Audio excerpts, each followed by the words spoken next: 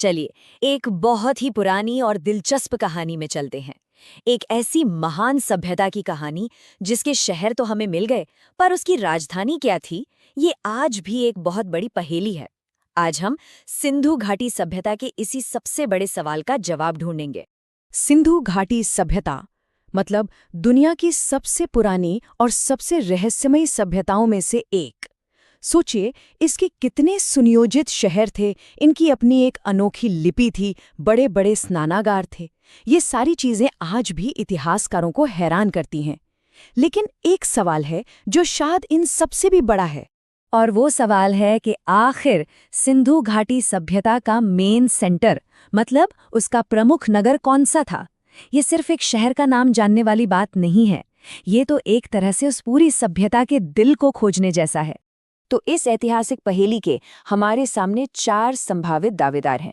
चलिए एक एक करके इन सभी ऑप्शंस को देखते हैं और समझने की कोशिश करते हैं कि कौन सा शहर इस टाइटल का असली हकदार हो सकता है।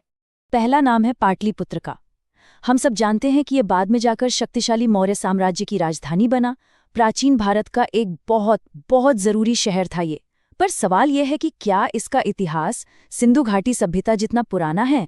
दूसरा ऑप्शन है हड़प्पा।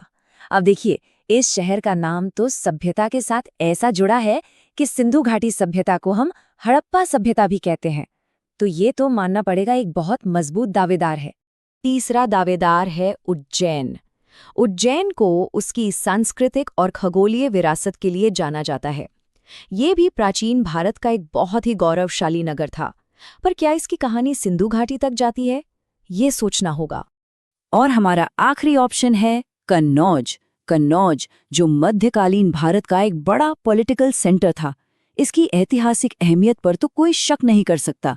पर सवाल फिर वही है, क्या इसका कोई कनेक्शन सिंधु घाटी सभ्यता से है? तो ये थे हमारे 4 दावेदार। अब वक्त आ गया है इस ऐतिहासिक पहेली को सुलझाने का और ये जानने का कि सही जवाब आखिर है क्या। तो क्या लगता है, इन चारों में से वो कौन सा एक शहर है जिसे हम सिंधु घाटी सभ्यता का सबसे प्रमुख नगर मान सकते हैं? अंदाजा लगाइए। और सही जवाब है ऑप्शन बी, हड़प्पा। जी हाँ, हड़प्पा को ही सिंधु घाटी सभ्यता के सबसे प्रमुख शहरों में से एक माना जाता है।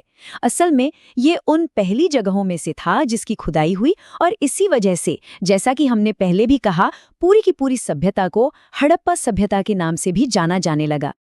तो ये बात याद रखने वाली है, जब भी सिंधु घाटी सभ्यता का जिक्र होता है तो हड़प्पा का नाम सबसे पहले आता है। ये जानकारी इस प्राचीन सभ्यता को समझने के लिए कह सकते हैं कि एक तरह की पहली सीढ़ी है। पर ये जवाब अपने आप में एक नया सवाल भी तो खड़ा करता है ना, कि आखिर हड़प्पा ही क्यों? क्या खास था उसमें? क्या वो उसकी बेहतरीन टाउन प्लानिंग थी, या वहां से मिली वो रहस्यमयी मोहरें, या फिर कुछ और? असल में इस रहस्य की खोज तो यहीं से शुरू होती है।